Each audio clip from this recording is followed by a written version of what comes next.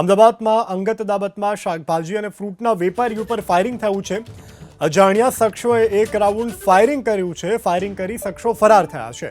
વેપારીને કાનના ભાગે ગોળી વાગતા ઇજાગ્રસ્ત થયા છે। આ ફાયરિંગમાં ઇજાગ્રસ્ત વેપારી બદાજી મોદીને હાલ સારવાર માટે હોસ્પિટલ ખસેડવામાં આવ્યા છે। તો આ ઘટનાને લઈ સમગ્ર વિસ્તારમાં અરેરાટી ભર્યો માહોલ। હાલ ઇજાગ્રસ્ત વૃદ્ધ સારવાર હેઠળ છે। વધુ વિગત સાથે સંવાદદાતા ચેતન આપણી સાથે લાઈવ જોડાઈ ગયા છે। ચેતન, વૃદ્ધ ઉપર આ ફાયરિંગની ઘટના બની છે, હાલ શું સ્થિતિ અને પોલીસે કેવા પ્રકારની કામગીરી કરી, શું વધુ વિગત?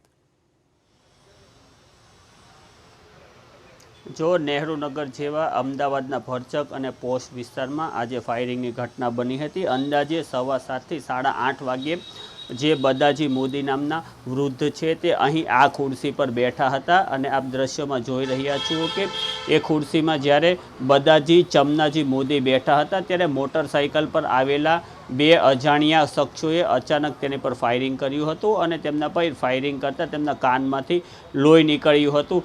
જેવી ફાયરિંગની ઘટના દુકાનમાં કામ કરી રહેલા અન્ય નોકરોને મળતા તેઓ બદાજીને બચાવવા તેની તરફ દોડ્યા હતા। સમગ્ર ઘટનાને લઈને આપણે જે તેમના નોકર છે તેમની સાથે વાત કરીશું। રૂપેશભાઈ પ્રજાપતિ છે। રૂપેશભાઈ, શું ઘટના બની હતી અને તમને કેવી રીતે જાણ થઈ? આ ઘટના 8 વાગે થઈ છે। એ બદાજી ચમનાજી ગાંચી અમારા શેઠ છે, એમને 8 વાગે ઘટના થઈ છે। એ બાજુમાં દુકાને ખુરશી ઉપર દાદા બેઠા હતા અને એમનો છોકરો ઓટલા ઉપર બેઠા હતા ને હું બેઠો હતો ગલ્લા ઉપર। તો એમને છોકરાએ કીધું કે પપ્પાને કોઈએ માર્યું। હું ગલ્લા ઉપરથી દોડીને નીચે આગળ આવ્યો તો પછી એમને કાનમાં ગોળી મારી હતી, ખૂન નીકળવા માંડ્યું। એટલે પછી અમે દુકાનનો એક માણસને હું પાછળ દોડ્યા। આગળ દોડતા થોડો આગળ હું દોડ્યો, હું પડી ગયો નીચે।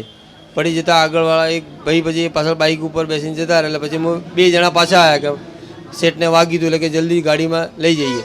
આવતા પછી એમને અમારા દુકાનનો માણસ ડ્રાઈવર છે, એમને પાછળથી અમારી ઘરની પોતાની ગાડી છે બોલેરોમાં બેસાડીને જીવરાજ મહેતા હોસ્પિટલમાં લઈ ગયા છે। એ ત્યાં એડમિટ છે અત્યારે। સમગ્ર ઘટનાના સીસીટીવી કોઈ છે કે આની પહેલાં 1.5 મહિના પહેલાં જે તેમની પર હુમલો થયો હતો તે શું ઘટના હતી?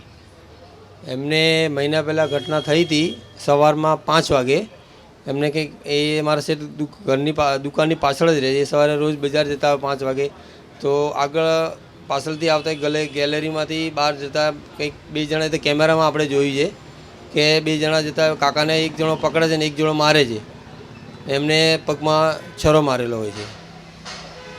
અને સમગ્ર ઘટના સીસીટીવીમાં કેદ થઈ છે કે શું છે? આજે એ લોકો કેવી રીતે આવ્યા હતા અને જે હુમલાખોરો છે તે શું વાહન લઈને આવ્યા હતા? એ આજે બાઇક લઈને આવ્યા હતા। બાઇક આગળ મેં બાઇક જોયું હતું પણ કયું કલરનું બાઇક હતું એ કંઈ કયું હતું એ ખબર નથી। બાઇક હતું ખરા, જોયું હતું ખરા આગળ કે પાછળ બેસીને ગયા હતા। દુકાનના કોઈ સીસીટીવીમાં કે કોઈ હુમલાવર કે કોઈ આવ્યું છે? અમારી દુકાને તો કેમેરા હમણાં બંધ છે, ખરાબ થઈ ગયા હતા એટલે।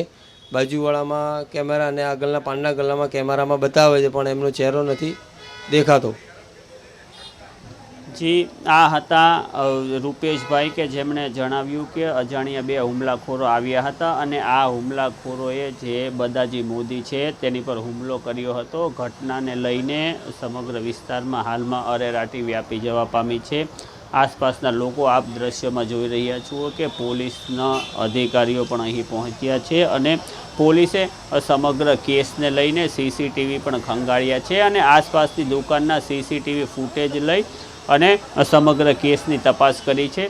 આગામી દિવસોમાં જોવું રહ્યું કે આ કેસમાં આરોપીઓ ક્યારે જબ્બે થઈ જાય છે, કારણ કે નહેરુનગર જેવા પોશ વિસ્તારમાં ફાયરિંગ થવું એ ક્યાંક ને ક્યાંક કાયદો વ્યવસ્થાની સ્થિતિ પર પ્રશ્નાર્થ થઈ રહ્યો છે। કેમેરા પર્સન મલય સાથે ચેતન બામભણિયા, ABP અસ્મિતા, અમદાવાદ।